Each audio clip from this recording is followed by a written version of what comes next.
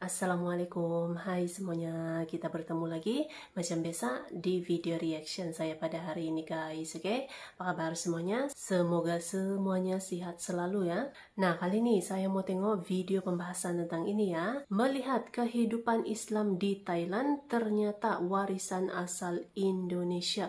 So, jangan lama-lama lagi, mari sama tengok video ini. Let's go.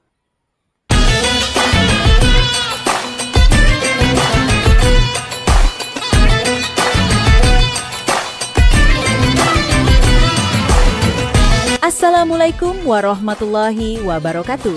Sesaat lagi Anda akan menyaksikan program tayangan spesial Ramadan yang dipersembahkan oleh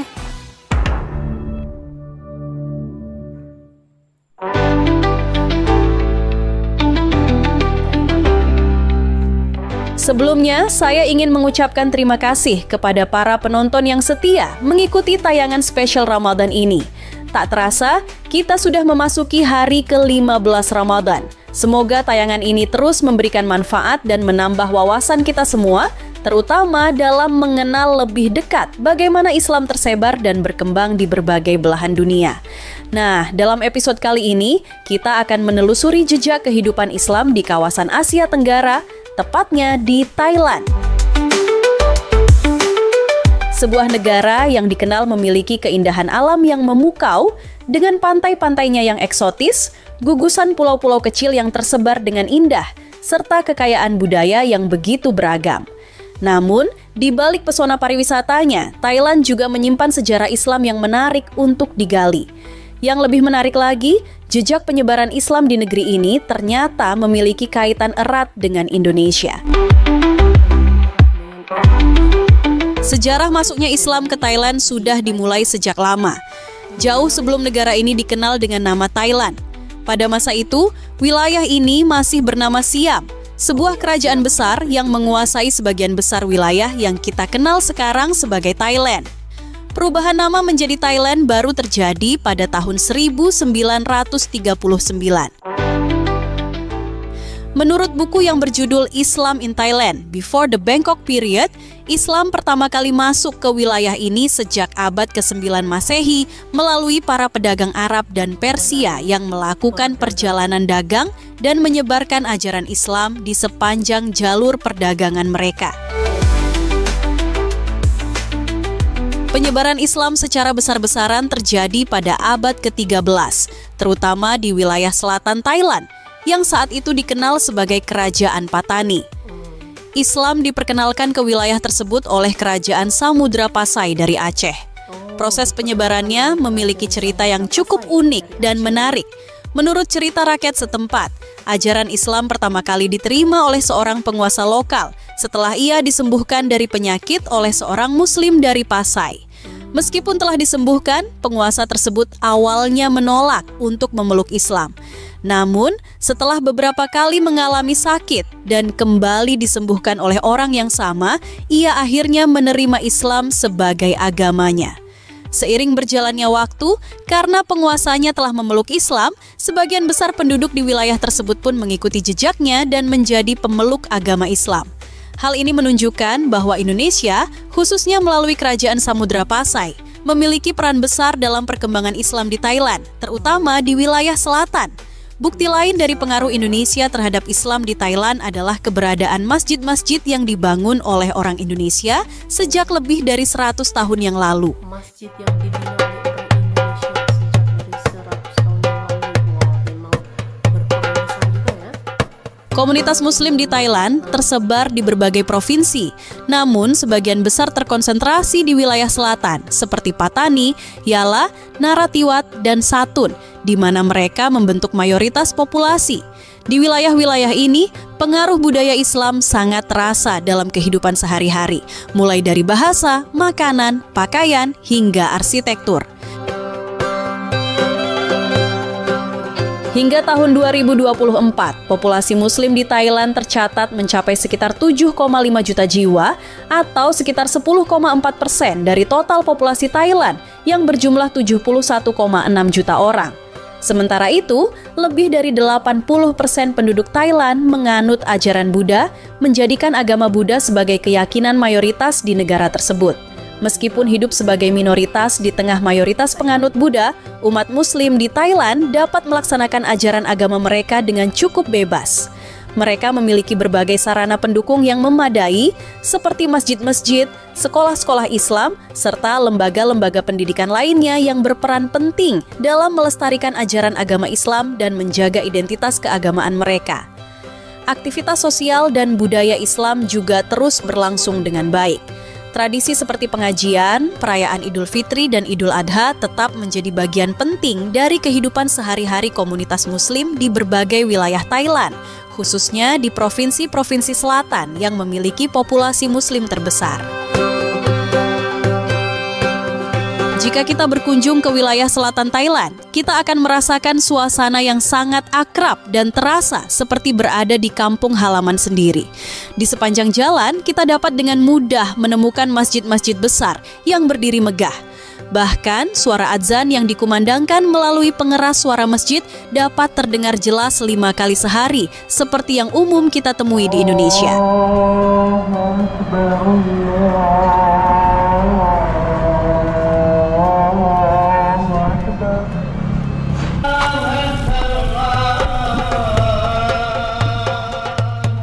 Tradisi sholat di Thailand ternyata memiliki kemiripan dengan Indonesia, yaitu penggunaan sarung.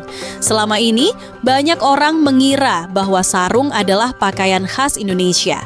Namun, kenyataannya, kain tradisional ini telah digunakan di berbagai negara Asia sejak ratusan tahun lalu. Selain Indonesia, sarung juga menjadi bagian dari kehidupan sehari-hari di Malaysia, Brunei Darussalam, Thailand, Singapura, dan Myanmar. Menurut sejarah, sarung diperkirakan mulai dikenal di Asia sejak abad ke-14. Kain ini dibawa oleh para pelaut serta pedagang dari Arab dan India yang singgah di berbagai wilayah, termasuk Indonesia. Berdasarkan catatan sejarah, sarung sebenarnya berasal dari Yaman dan dikenal dengan nama futah. Penggunaan sarung yang meluas di berbagai negara Asia menunjukkan bahwa kain ini bukan hanya sekadar pakaian tradisional, melainkan juga simbol dari warisan budaya yang terus bertahan hingga kini. Bahkan, sarung khas Thailand yang dikenal dengan nama Phakauma akan didaftarkan ke UNESCO sebagai warisan budaya Thailand. Langkah ini diambil untuk mendongkrak sektor pariwisata Thailand yang selama ini memang menjadi andalan negara tersebut.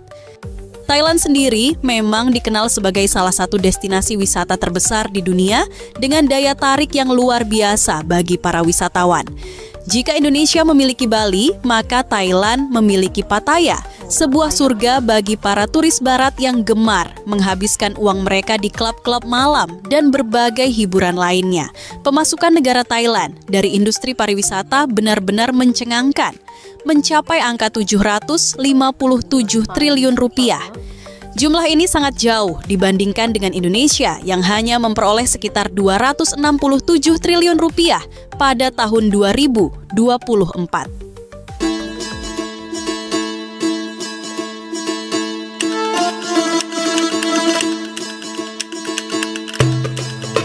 Sekarang mari kita membahas peninggalan masjid yang dibangun oleh orang Indonesia di Thailand yang memiliki sejarah mendalam dan menarik untuk diketahui. Salah satu yang paling menonjol adalah Masjid Jawa. Masjid Jawa yang terletak di kawasan Sathon, Bangkok menjadi bukti nyata dari jejak para perantau Nusantara yang menetap dan berkembang di Thailand. Kehadirannya menegaskan bahwa budaya dan agama dapat hidup berdampingan dengan damai, meskipun berada di negeri orang. Masjid Jawa dibangun pada awal abad ke-20 oleh Haji Muhammad Saleh, seorang perantau asal Jawa yang tiba di Bangkok pada abad ke-19. Pada masa itu, Raja Chulalongkorn atau Rama V sedang melakukan modernisasi besar-besaran di Thailand dan mendatangkan pekerja dari berbagai negara, termasuk Jawa, untuk membangun kanal, taman kerajaan, dan berbagai infrastruktur di Bangkok. Haji Muhammad Saleh dikenal sebagai seorang tokoh terkemuka di komunitas Muslim Bangkok. Beliau bahkan merupakan mertua dari Kiai Haji Ahmad Dahlan, pendiri Muhammadiyah di Indonesia. Pada tahun 1906, Haji Muhammad Salah mewakafkan tanah miliknya di daerah komunitas Jawa di Bangkok untuk dibangun masjid. Masjid tersebut kemudian dikenal dengan nama Masjid Jawa dan menjadi pusat kegiatan keagamaan serta sosial bagi komunitas Muslim di sana. Dari segi arsitektur, Masjid Jawa memiliki ciri khas yang sangat mirip dengan masjid-masjid tradisional di Indonesia. Atap bertingkat 3 yang dimilikinya mengingatkan kita pada Masjid Agung Demak dan Masjid Kauman Yogyakarta. Struktur atap bertingkat ini bukan hanya sekadar estetika, melainkan juga memiliki nilai filosofis mendalam dalam ajaran Islam yang menggambarkan 3 konsep utama: Islam, iman, dan ihsan. Selain itu, bangunan masjid ini dilengkapi dengan beduk, sebuah alat yang umum ditemukan di masjid-masjid Indonesia sebagai penanda waktu sholat. Keberadaan beduk ini semakin mempertegas bahwa masjid ini dibangun dengan pengaruh kuat dari tradisi Islam Jawa. Pilar-pilar serta ornamen kayu yang digunakan juga mengingatkan pada gaya bangunan tradisional Jawa yang sederhana, namun kaya akan makna simbolis.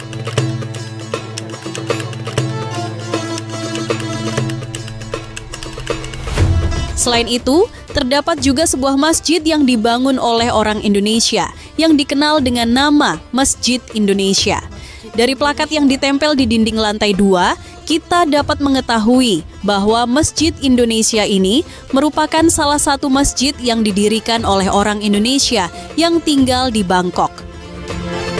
Masjid ini juga dibangun di atas tanah wakaf milik Haji Muhammad Saleh yang juga membangun Masjid Jawa. Pada awalnya, masjid ini terbuat dari kayu. Namun, setelah lebih dari 56 tahun, bangunan kayu Masjid Indonesia yang semakin tua mulai sulit untuk dirawat. Akhirnya, pada tahun 2005, masjid tersebut dirobohkan.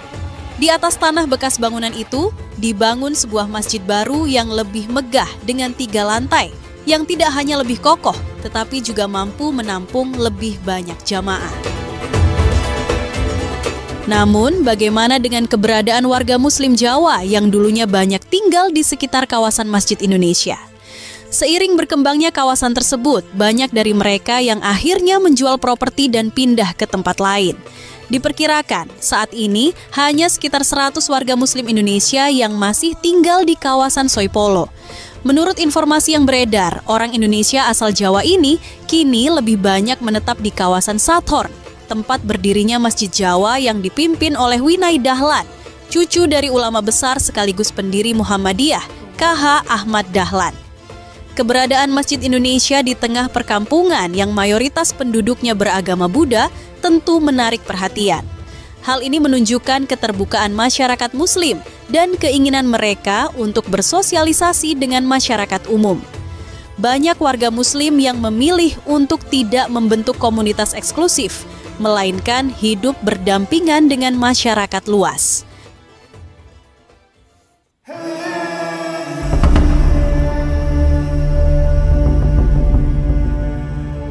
Tidak hanya meninggalkan jejak berupa masjid, orang Indonesia juga meninggalkan sebuah desa terapung yang berusia ratusan tahun bernama Kopanyi.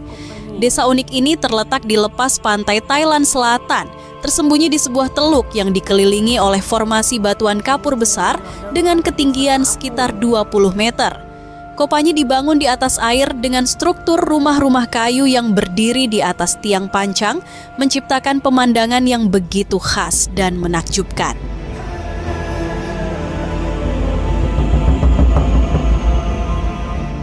Desa ini dihuni oleh lebih dari 400 keluarga dengan total penduduk sekitar 1.680 orang.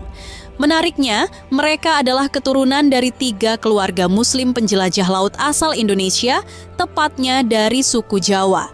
Karena itu, desa ini juga dikenal dengan sebutan Kampung Jawa dan 100% penduduk di Kopanyi beragama Islam. Warisan budaya Indonesia masih terasa kental di Kopanyi, baik dari segi tradisi, agama, maupun cara hidup masyarakatnya yang sebagian besar bekerja sebagai nelayan.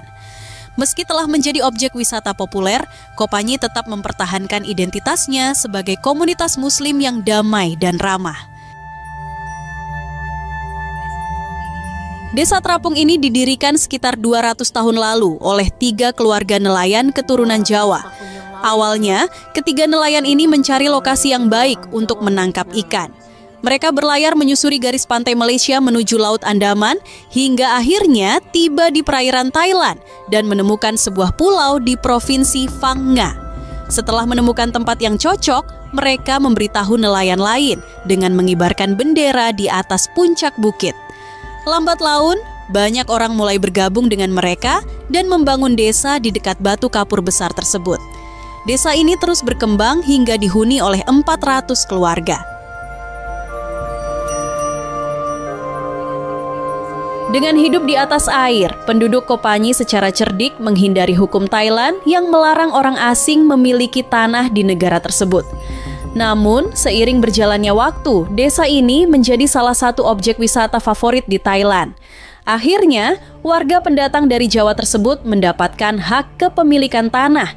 Desa ini dilengkapi dengan hampir semua fasilitas yang dimiliki oleh desa-desa lain. Hal pertama yang dibangun oleh penduduk Kopanyi adalah rumah dan masjid. Saat ini, desa ini juga memiliki sekolah, rumah sakit, pasar, toko, rumah makan, lapangan sepak bola, peternakan ikan, dan bahkan sebuah hotel sederhana. Bagian tengah desa terdiri dari beton yang menghubungkan lusinan toko souvenir kecil, membentuk labirin sempit yang mengarah ke rumah-rumah penduduk.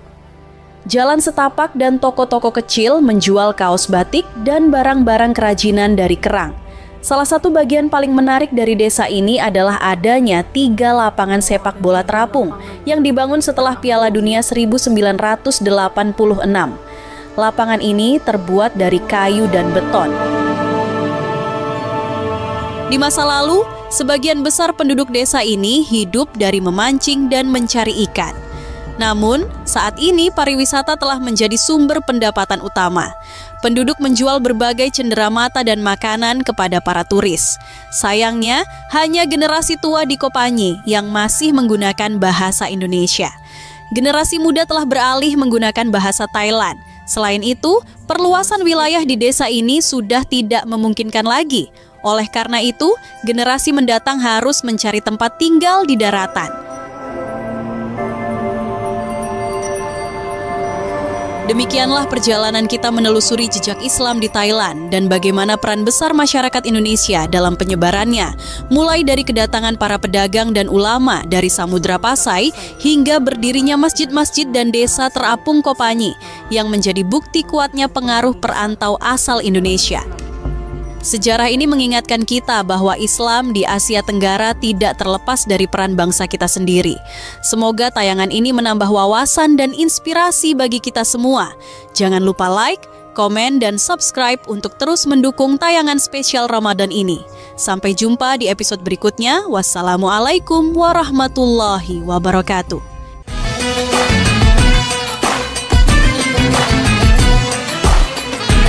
Jadi inilah dia penyebaran Islam di kawasan Nusantara ataupun kawasan Asia Tenggara ini tidak pernah terlepas dari adanya peran besar dari ulama-ulama daripada Indonesia, orang-orang Indonesia gitu kan, yang punya pengaruh besar ini dalam penyebaran Islam di pelbagai negara. Ternyata memiliki peran yang sangat besar gitu kan Indonesia nih. So, terima kasih banyak sebab kami sudah menonton video ini. Jangan lupa untuk subscribe, like, komen, dan juga share ya. Kita bertemu lagi di video reaction saya yang seterusnya.